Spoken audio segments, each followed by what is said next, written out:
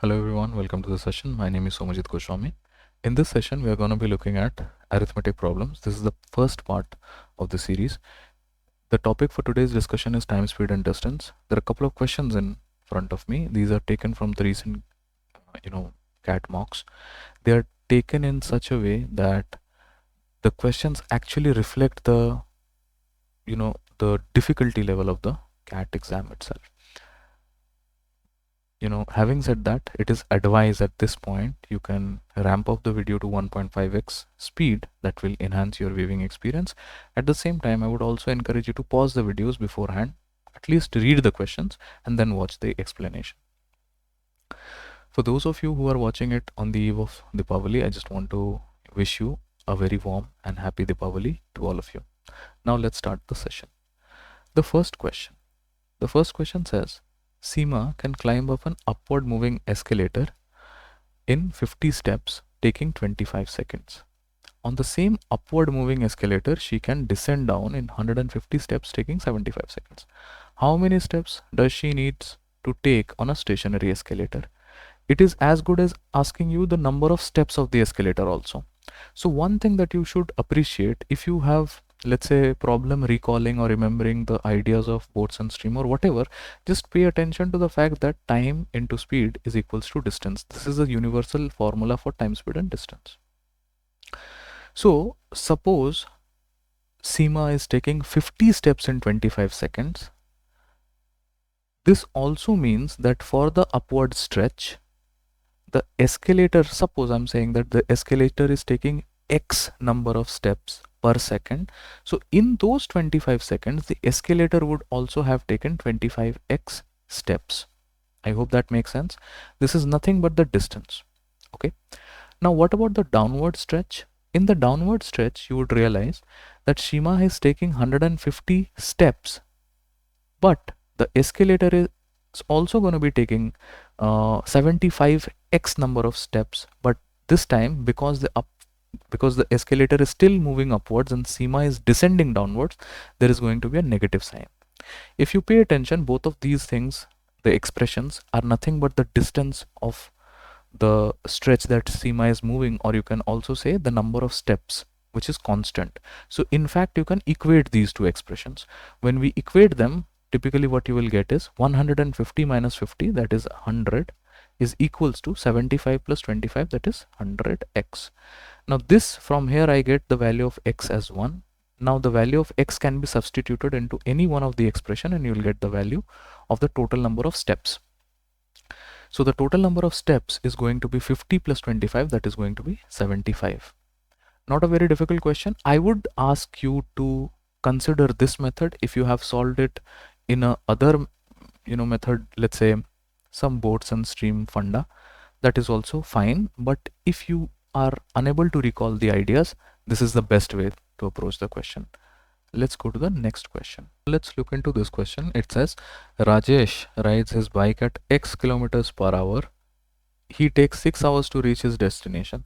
If you pay attention, that 6 hours and X kilometer per hour means that the distance can be regarded as 6x.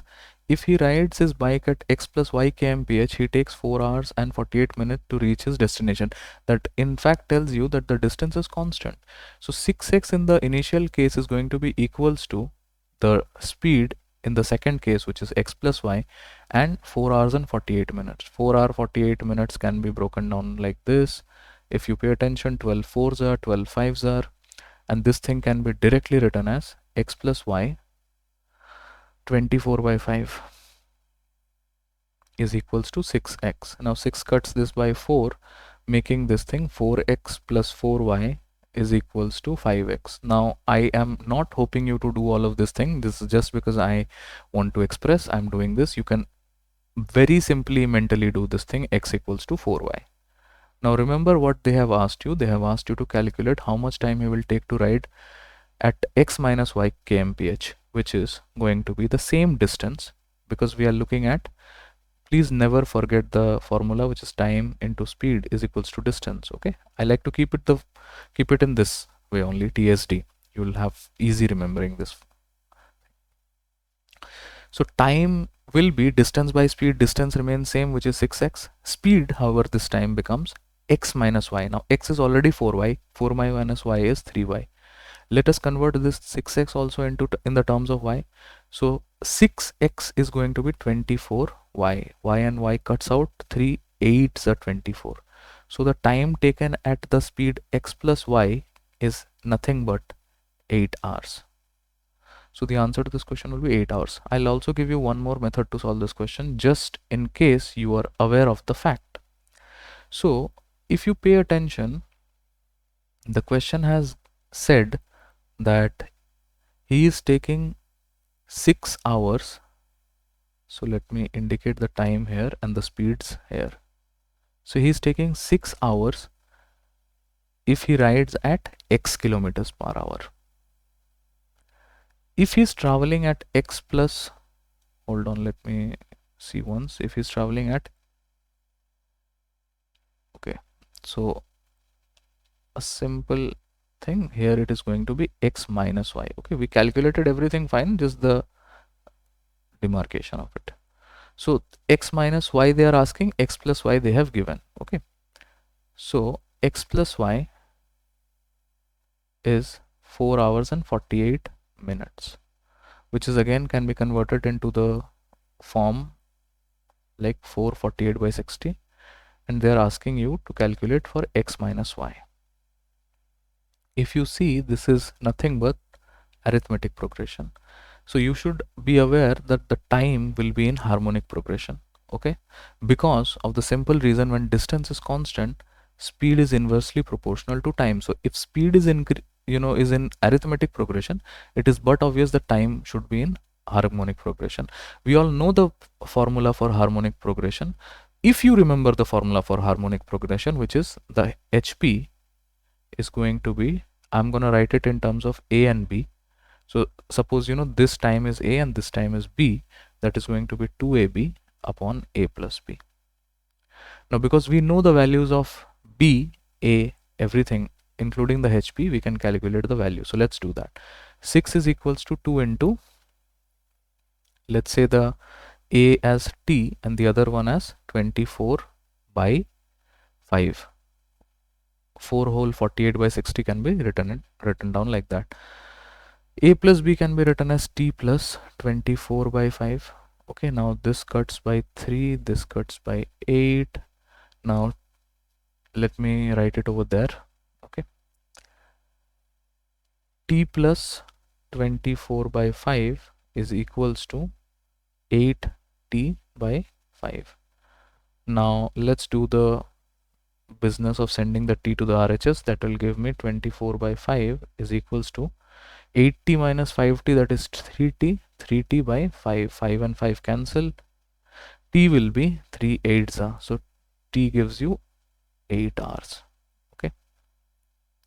Now this is also one of those methods which you could have used if you remember the idea that when the speeds are increasing in harmonic progression or given in harmonic progression, the time will be in, or rather when the speeds are given in arithmetic progression, this time will be in harmonic progression. This is something that when you remember this thing. But what happens if you forget the idea? When you forget the idea, you just simply use this method. I think this method is more elegant. Let's go to the next question. In this question we are told that there is a bus service, RC bus service. Okay, let's read the question. This is a big enough data, so we have to read this carefully. RC bus service is the fastest bus that runs between Siliguri and Kolkata. One of the bad habits that students have, I don't think I should call it a bad habit, but a very hasty thing would be to start off jotting down information as I read line by line. It is always a good idea, read the entire thing because it's a long question. Okay, read the entire thing and then make your deductions. Don't be in a haste. It will only take maybe 10 seconds, 20 seconds. It is only that I am explaining things to you, that is why I'm taking a little bit more time here. But even in an exam condition, I would read it like that. So RC bus service is the fastest bus that runs between Siliguri and Kolkata. It completes its one-way journey in the least possible time, which includes a 45-minute dinner break and a 15-minute morning tea break. So if you realize that the entire break is nothing but 1 hour, okay, these are deductions. I'm not writing things down. These are my mental deductions. Because I have to show you, I am jotting it down in the whiteboard. It is not expected that the student will do it. Now, NQ bus service is the second best en route in terms of the time to complete its journey. It stops for 1 hour for dinner break only. Okay. And reaches Siliguri exactly at 6 a.m. Now, at this point, you realize that had you started jotting down information and started Siliguri, Kolkata, you would have realized the bus is not traveling from Siliguri to Kolkata. It is traveling from Kolkata to Siliguri. Okay, so these are the things that you should be, paying attention to. This is, I'm, saying all of this because cat is there, so you'd have to pay attention to that thing. Next morning, along with RC, if RC leaves Kolkata not after 7 p.m. and NQ starts from Kolkata exactly 1 hour before the RC, then the speed of RC is more than NQ in percentage terms by at most. Let's, now draw the diagrams and understand what is given. So basically, between Kolkata and Siliguri, there are two buses that are traveling. One is RC and the other one is NQ. Both are reaching at 6 a.m. Okay, both are reaching at 6 a.m. which is given there exactly at 6 a.m. and it is given that RC leaves Kolkata not after 7 p.m. So let us say that RC is leaving at 7 p.m. only. So 7 p.m. to 6 a.m. how much time RC is traveling? Tell me. It is going to be 11 hours, is it not? But remember, in those 11 hours, we have to deduct the 1 hour dinner time or break time. So effectively just 10 hours, right? For the NQ, what is it that they have given? NQ starts from Kolkata exactly 1 hour before the RC. So 6 p.m. it is starting and reaching at 6 a.m. So covering the total distance in 12 hours, of which 1 hour is a break time, so 11 hours. Now the question simply boils down to speed of RC is more than NQ in terms of the percentage terms. Now let's understand how we can understand this thing. Okay, time taken by RC is to time taken by NQ, that is given as 10 is to 11. Now, are you guys aware of the fact that when distance is constant, speed and times are inversely related, inversely proportional, I should say. RC is to the speed of NQ will be nothing but 11 is to 10. Everybody knows this thing. Okay, this is not difficult. Now they are asking you, then the speed of RC is more than NQ. How much more? RC is 11, NQ is 10, so 11 on 10, that is equivalent to 1 whole 1 by 10, or you can see 10%. Now why is it that they have said at most? Because if instead of 7 p.m. they would have started at 6 p.m., because it cannot start at 7:30 or 7:15 or 8 p.m. because it is written that somewhere that RC leaves not after 7 p.m. It is given in the question. But if you start at 6 p.m. or 5 p.m., in that case, you can get different values.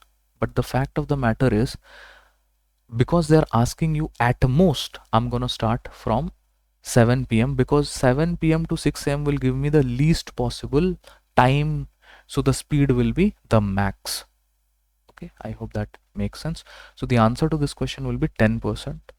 Okay, a very interesting question, not at all difficult. I'm not expecting that the student should leave out on this type of a question in an exam condition just because they're not reading the question properly. Okay, now let's go to the next question. All right, let's look into this question now. In this question, we are told that two cars start from two ends of a straight path towards each other simultaneously and meet after some time. After meeting each other, for the first car takes 54 minutes and the second car takes 24 minutes, okay, respectively. To reach the opposite ends, the speed of the two cars do not change during the entire journey. The ratio of the speed of the first car to that of the second car is. Now, my dear friends, if you remember that this is a condition of, let's say, this car 1 and let's say we talk about car 2 are moving in this direction. Suppose they meet somewhere over there. So, the time taken for the car 1 to reach this position M is exactly equal to the time that it takes car 2 to reach this position M. And this is a very direct question and a cat question. Not the exact question, but a cat 21 has asked you a similar question in terms of the difficulty. If you remember the concept, S1 by S2, which is going to be the speed, S1 is going to be the speed of car 1 and S2 is going to be the speed of car 2. That is given by the formula root over T2 upon T1, that is root over 24 upon 54, which is 6 4s are 6 9s are, root over that is 4 over 9 is 2 over 3. Now 2:3 is the answer to this question, but what if you do not remember this thing? In that case, I will give you the simple anecdote of how to solve this question then and there. In that case, possibly, you will take some time, but then I am hoping that you will be able to solve it entirely. I'm explaining you the idea. So suppose the same scenario, the stretch is AB. Car 1 starts from here with a speed S1. Car 2 starts from B, moves towards A, move towards B with a speed S2. Okay. Now, obviously, in the first case, the time has to be equal. That is the only way through which they can meet. But remember, after they have met, A is taking 54 minutes, if I'm not mistaken, right? Let me read once. Yeah. The first one takes 54, yeah. So the first one is taking 54 minutes to reach B. And the second one is taking 24 minutes to reach the other end. Now, please remember, in the first case, the time is constant. When time is constant, remember, time into speed is equals to distance. If time is constant, speeds are in direct proportion with the distance. What I can directly say, the distance AM and the distance BM for these two cars will be AM upon BM will be directly written as S1 upon S2. This is a direct inference that you should take. But what about these speeds? This is what we are supposed to calculate. Now, obviously, at this point, you should think about this stretch. Okay, this 54 stretch, how do I make use of this 54 minutes and this BM stretch? So let's, for S1, because I am covering B1, remember what is it that I'm looking at? I'm looking at the speed. So speed 1 will be the distance which car 1 covers, that is BM, by the time that it takes, that is 54. And for S2, that is going to be AM upon 24. I hope that makes sense. Okay, now what I will do is I'll simply equate these two things. So AM upon BM, or you can also see that A1 B1 AM upon B1 BM is equals to S1 upon S2. Okay, I'm just writing them like that, is equals to BM upon 54 divided by AM upon 24. Now, if you do your arithmetic at this point, you will get 24 over there and AM over there. Cross multiplying AM and BM to the LHS, you get AM square by BM square as 24 by 54, which in turns gives you AM upon BM as 2 by 3. I'm directly jumping the gun. Please remember, AM BM already has been understood as this thing, S1 upon S2. So through this method, if you forget the concept also, you can get there. But the fact of the matter is, it is always advised that you should remember the concepts.